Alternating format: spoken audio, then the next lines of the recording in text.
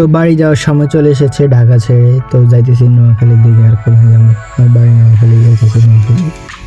তো ঢাকায় ছিলাম 4-5 দিন ছিলাম। তো ঢাকা শহরে অনেক কিছু দেখছি, অনেক কিছুই মানে ঘুরলাম।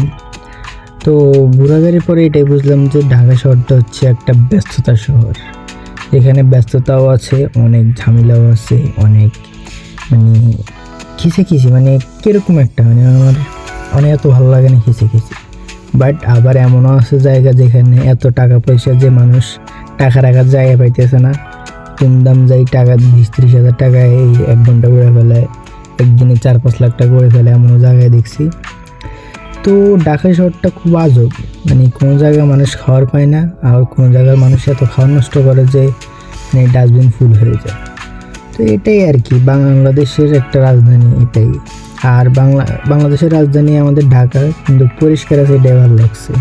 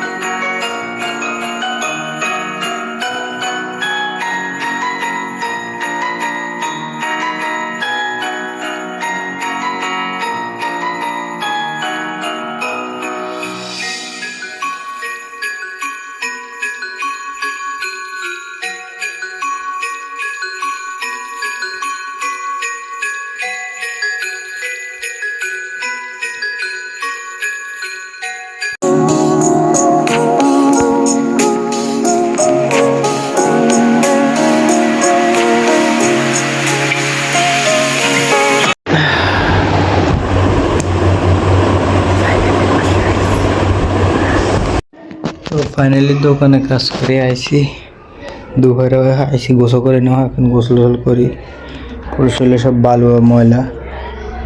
দোকানের কাজ টাজ করে আইসি, আসলে হলো মানুষ তো এটার লাগে সব কিছু করার লাগে। রান্নিও করে এসেছি, এখন দোকানের কাজও করছি। তো ফাইনালি গোসল করে আইসি, এর কথা শুই।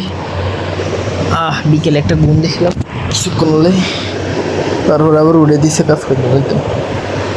তো এখন শুইছি, কতদিন শুই আর এই কদিন ভিডিও ছাড়া হয় না এদিক এদিক ঘুরার কারণে। তো আজকে এদেরই ভিডিও আবার ছাড়া শুরু হইব।